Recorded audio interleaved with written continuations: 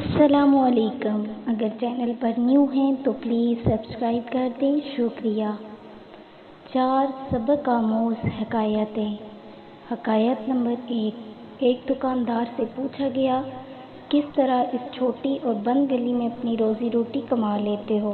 दुकानदार ने जवाब दिया, मैं जिस सुराख में भी छुप जाऊं, मौत का फरिश्ता मुझे ढूंढ निकालेगा।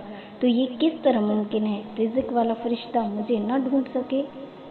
हकायत नंबर 2।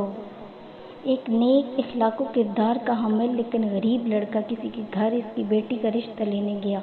बेटी का बाप बोला, तुम गरीब हो और मेरी बेटी गुर्बत और तकालीफ को बर्दाश्त करने की सकत नहीं रखती, इसलिए मैं तुम्हें अपनी बेटी का रिश्ता नहीं दे सकता।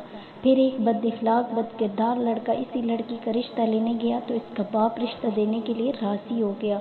इसके बद इखलाक होने के बारे में ये कहा, अल्लाह इसको हिदायत देगा इंशाअल्लाह। तो इसकी बेटी ने कहा, बाबा जान, क्या जो अल्लाह हिदायत दे सकता है वो रिज़्क नहीं दे सकता, या इन दोनों खुदाओं में कोई फ़र्क है? हकायत नंबर 3। हातिम ताई से पूछा गया, तुमसे ज़्यादा भी कोई सखी है? कहा, हाँ है। वो मर्द जिसकी 2 भेड़ें थीं, एक को एक रात में मेरे लिए ज़बह किया तो मैंने इसके जिगर के लजीज होने की तारीफ़ की।